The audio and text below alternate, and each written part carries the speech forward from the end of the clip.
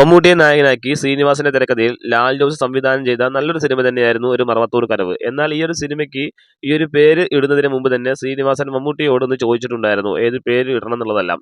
എന്നാൽ മമ്മൂട്ടി പറഞ്ഞ ആ ഒരു 3 പേരുകളും ശ്രീനിവാസൻ അത് ഒഴിവാക്കി എന്നുള്ളതാണ്. അതിന്റെ പേരിൽ അങ്ങനെ ഒരു പേര് വേണ്ട എന്നുള്ള തീരുമാനം എടുക്കുകയും പിന്നീട് ശ്രീനിവാസന്റെ ഒരു തീരുമാനത്തിലാണ് ഒരു മറവത്തൂർ കനവ് എന്നുള്ളൊരു പേര് ആ ഒരു സിനിമയ്ക്ക് ഇട്ടത്. മമ്മൂട്ടി നിർദ്ദേശിച്ച പേരുകൾ ഇപ്രകാരമാണ്. ഒരു 3 പേരുകളോളം മമ്മൂട്ടി പറഞ്ഞിട്ടുണ്ടായിരുന്നു. ഒന്നാമതായിട്ട് ചാണ്ടിക്കുഞ്ഞിന്റെ രണ്ടാം വരവ് എന്നാണ് ആ ഒരു സിനിമയ്ക്ക് മമ്മൂട്ടി പേരിട്ടിരുന്നത്. പിന്നെ രണ്ടാമതായിട്ട് പ്രിയമുള്ള ചാണ്ടിക്കുഞ്ഞ്, മൂന്നാമത്തത് കുറ്റിയിൽ ചാണ്ടി എന്നീ തുടങ്ങിയ 3 പേരുകളാണ് മമ്മൂട്ടി നിർദ്ദേശിച്ചത്. എന്നാൽ ഈ 3 പേരുകളും ശ്രീനിവാസൻ ഒഴിവാക്കുകയും ആ ഒരു സിനിമയ്ക്ക് ഒരു മറവത്തൂർ കനവ് എന്നുള്ള പേര് ഇടുകയും ചെയ്തു. പിന്നീട് ആ ഒരു സിനിമ നല്ല രീതിയിൽ തന്നെ വിജയം കൈകൊണ്ടു എന്നുള്ളതാണ്. ഇവിടെ ഇത് പറയാനുള്ള കാരണം വേറൊന്നുമല്ല, ഇപ്പോൾ സത്യൻ അന്തിക്കാടിന്റെ ഒരു സിനിമ വരാൻ പോകുന്നുണ്ട്. മോഹൻലാലിനെ നായകനാക്കിക്കൊണ്ടുള്ള സിനിമ. ആ ഒരു സിനിമയ്ക്ക് പേരിട്ടിരിക്കുന്നത് സാക്ഷാൽ മോഹൻലാൽ തന്നെയാണ്. ഹൃദയപൂർവ്വം എന്നാണ് ആ ഒരു സിനിമയുടെ പേര്.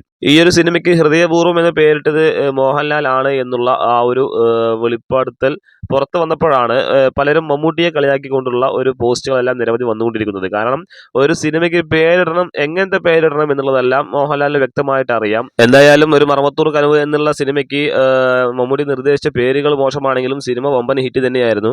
അതേപോലെ തന്നെ ലാലേട്ടൻ്റെ ഇറങ്ങാനിരിക്കുന്ന സത്യൻ അന്തിക്കാടിൻ്റെ ചിത്രമായിട്ടുള്ള ഹൃദയപൂർവ്വം എന്ന സിനിമ ഒരു വലിയ വിജയമായി മാറട്ടെ എന്ന് നമുക്ക് ആശംസിക്കാനുള്ളൂ. കാരണം ആ ഒരു സിനിമയ്ക്ക് ഹൃദയപൂർവ്വം എന്ന് പേരിട്ടത് ലാലേട്ടനാണെങ്കിലും സിനിമ സത്യൻ അന്തിക്കാടിൻ്റെ ആയതുകൊണ്ട് തന്നെ നല്ലൊരു സിനിമ തന്നെ ആയിരിക്കും എന്നുള്ള പ്രതീക്ഷയിലാണ് എല്ലാവരും കാത്തിരിക്കുന്നത്.